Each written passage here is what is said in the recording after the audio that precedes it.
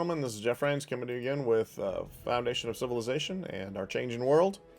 I wanted to do a quick update on the economic situation because there's some things that we need to worry about, need to be keeping an eye on, and well, I'm concerned that right about now is when the trouble is about to hit. And let me explain. Several months ago, we were warned by all of the traditional news sources that tariffs were going to destroy the U.S. economy and possibly the world markets. The U.S. president had started issuing tariffs out like candy to every nation in the world, or almost every nation in the world, enemies and friends alike.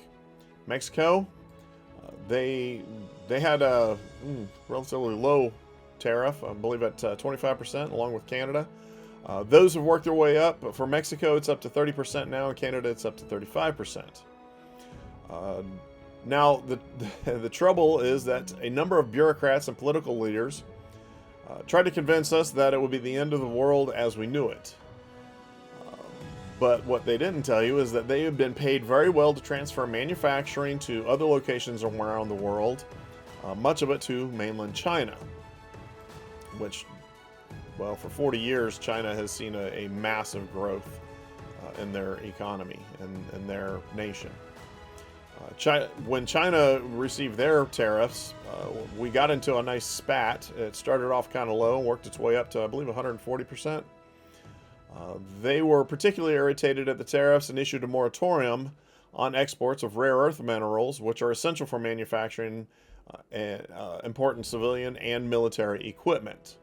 They have since cut those tariffs back and opened up the shipping of rare earth minerals.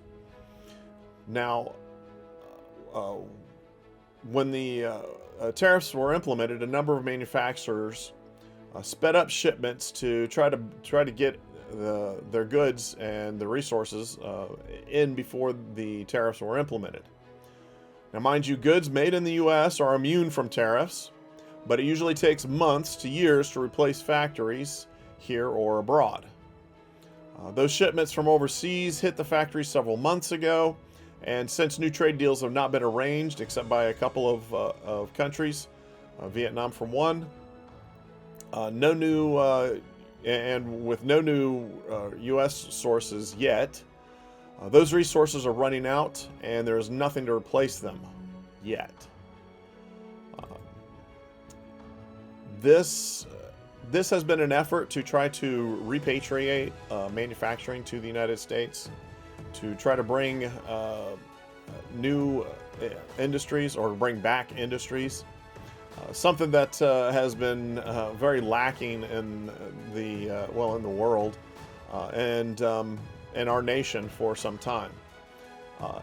And a lot of the complaints are that the people don't want their lifestyles disrupted. Unfortunately, to be able to fix the problems that have been going on for 40 years, it's going to take some disruption. It's going to take a little bit of, I don't want to say pain, but discomfort.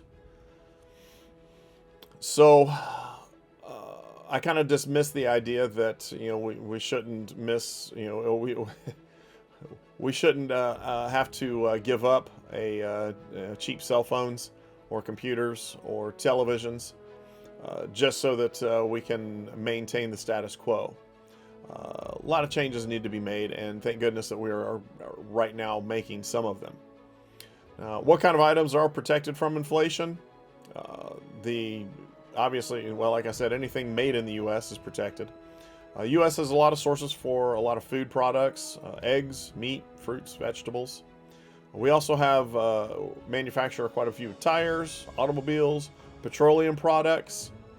So our gas should not go up too terribly much. In fact, the United States, over the past 25 years, since we've been able to take advantage of fracking technology, we have become a net exporter of petroleum products.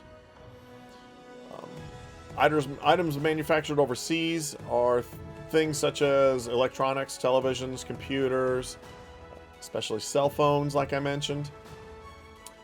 So, how do we know when the prices are going to go up?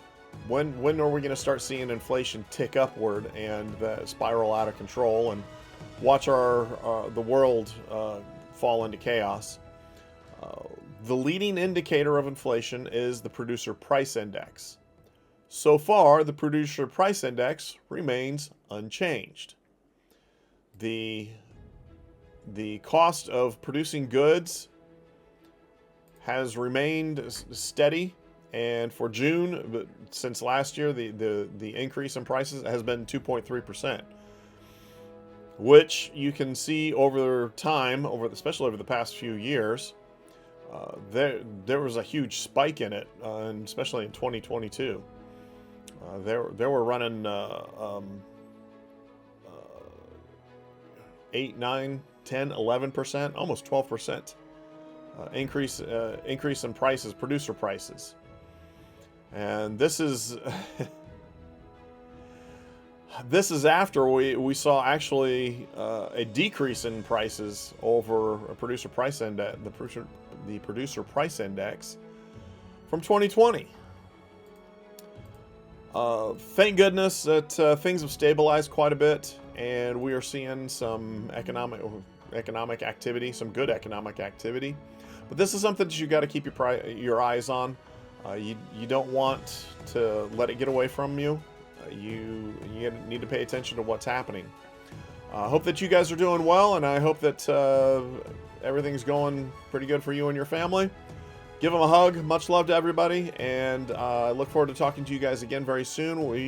This week, we've got a lot of stuff going on, and I hope to be able to get in front of the camera again a few more times. Anyway, like I said, much love, and I will look forward to talking to you guys again soon, and that's all for today. Oh, please like, share, and subscribe. I appreciate all of the help and effort that you guys make to make this channel work, and look forward to talking to you guys again soon. Thanks. Bye.